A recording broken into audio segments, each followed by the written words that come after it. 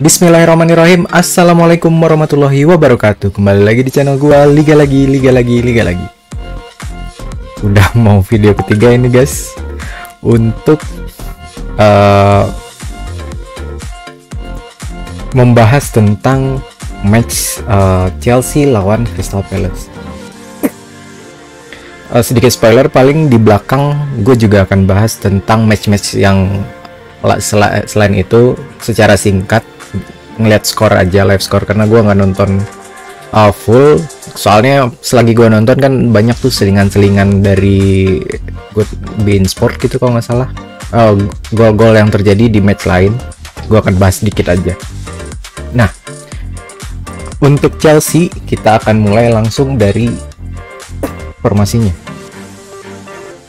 Oke, jadi di Chelsea ini ada line up-nya sih. Kalau pada nonton pramusim nggak terlalu banyak berubah ya, paling nggak bawa Kante, Aspi sama Alonso masih main, dan di belakang tuh ada Kalobah, pemain baru debutnya di Premier League, dan apresiasi dia buat gol yang bagus banget dari luar kotak penalti. Nah, untuk si Crystal Palace sebenarnya sebelum formasi jadi 4-4-2 ini akan jadi sebelum 4-4-2 tuh 4-3-3 formasinya. Nah, gue akan langsung liatin aja. Sejujurnya kalau gue nonton match ini, gue udah kayak yakin gitu Chelsea menang, karena di beberapa match sebelum Liga Inggris berakhir musim kemarin,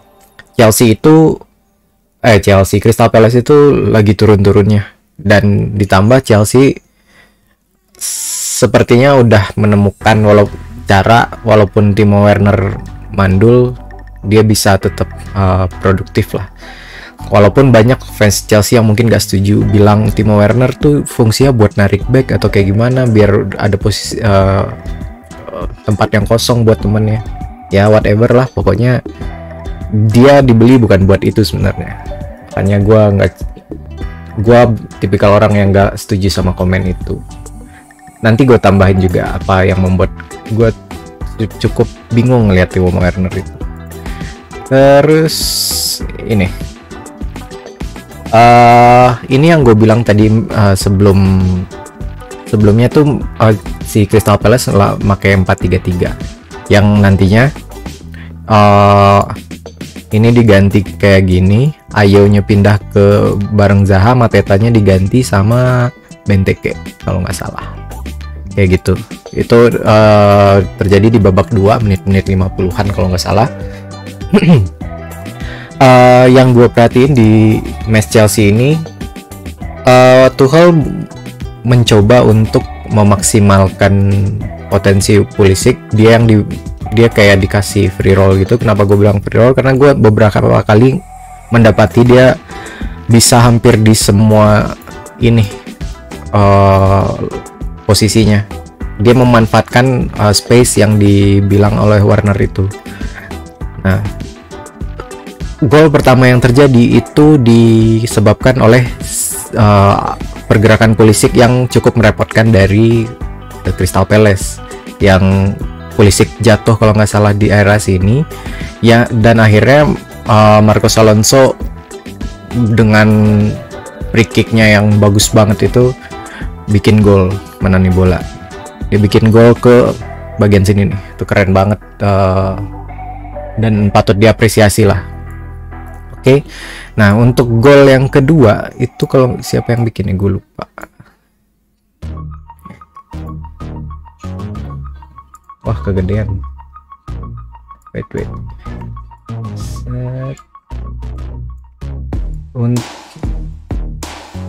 Maaf, terjadi error.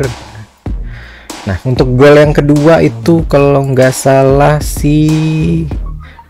Kalobah. Wait, gue lihat dulu. Oh, Pulisic dulu. Gol yang Pulisic ini yang mana ya? Gue lupa nih.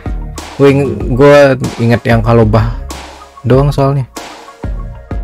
Pulisic ini dari lupa banget gue, ya udah skip. Nah si Kalobah ini golnya bagus banget. Kenapa? Karena temen ini tuh awalnya di Crystal Palace ketarik ke sini, banyak space yang akhirnya si Kalobah bisa maju, manfaatin space dan segala macam. Dia nge-shoot tuh dari sini, itu keren banget sih.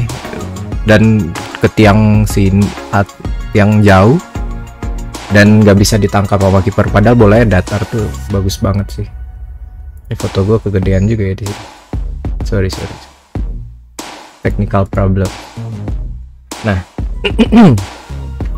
untuk si Chelsea ini, walaupun ada trivial kayak si Rudiger ganti sepatu, si Werner ganti ngelepas baju dalamnya, kayak nggak penting banget main. Biar ini nggak gerah gitu. Nah, terlepas dari sana, gue ngelihat perkembangan Chelsea yang defense-nya tuh dulu tuh akhir-akhir musim masih sempat ada kayak ragu-ragu gitulah. Sekarang gue ngelihat udah klop banget gitu. Walaupun ada Kalobah yang dibilang bisa pemain baru, tapi combo dari Alonso sama Aspi itu bagus juga tuh. Kalau misalnya Alonso crossing yang gak dapet, Aspi itu masih bisa nge-cover di sini dan bagus banget. Crystal Palace ini gue nggak tahu ya, mereka main tuh terlalu rapet, yang akhirnya Chelsea pun banyak tuh bola-bola yang cross nggak dapet itu bisa di cover balik sama Chelsea, yang ngasih ruangnya tuh nggak terlalu deket dan nggak terlalu jauh juga. Jadi bagus banget sih main Chelsea. Nah, menurut gue sih nggak terlalu banyak yang bisa dibahas selain itu ya, karena pergantiannya pun nggak terlalu signifikan, hampir sama kayak match MU.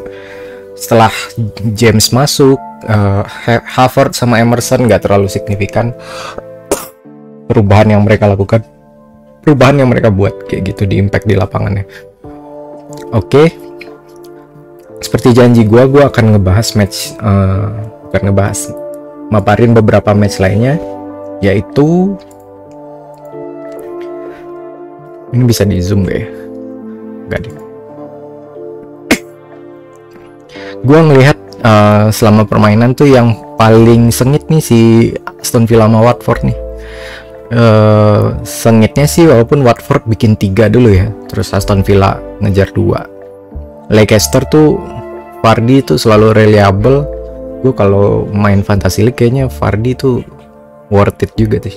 Terus Everton 3-1 sama Brighton Albion. Nah,